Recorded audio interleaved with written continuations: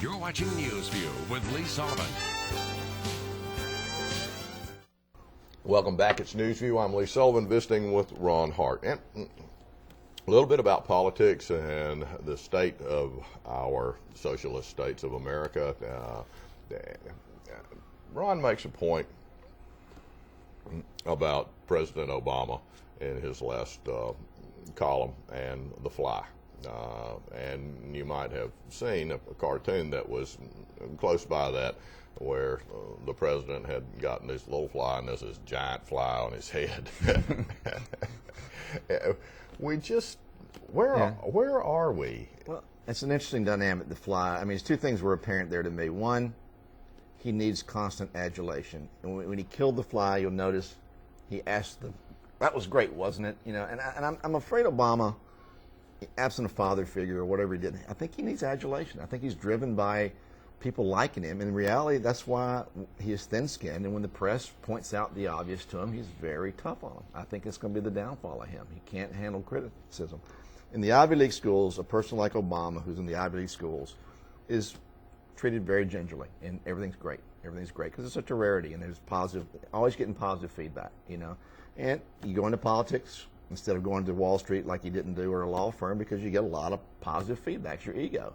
And I think Obama, if there's going to be a problem with Obama, it will be hubris, it'll be thin-skinned, and it'll also be the king has no clothes on. And I'm not sure there's people around him telling him some things he needs to be doing.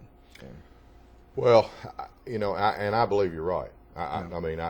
Or maybe I just hope you're right. Well, I think he's a one-term president. That makes any sense. There's two types of people in America. I said in a column once, there's two types of people in America, those that remember Jimmy Carter's policies and those that are getting ready to see them.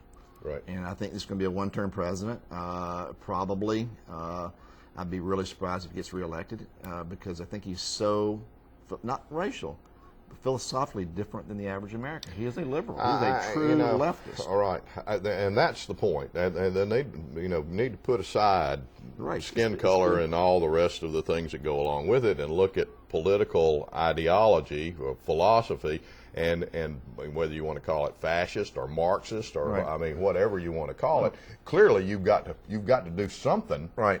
Well, he's been able to shield himself from criticism. You know, my column's not exactly favorable toward him. And they call you racist.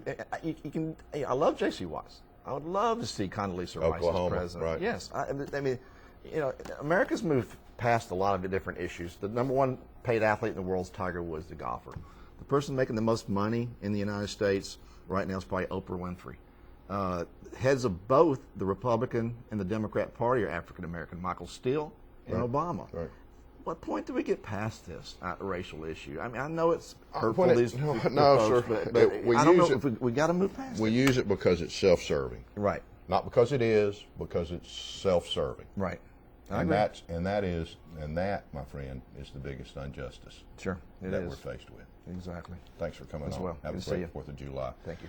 Listen, Ron Hart, NewsView, clearly the most famous half hour of television in the Northern Hemisphere. And those are my views. What are yours?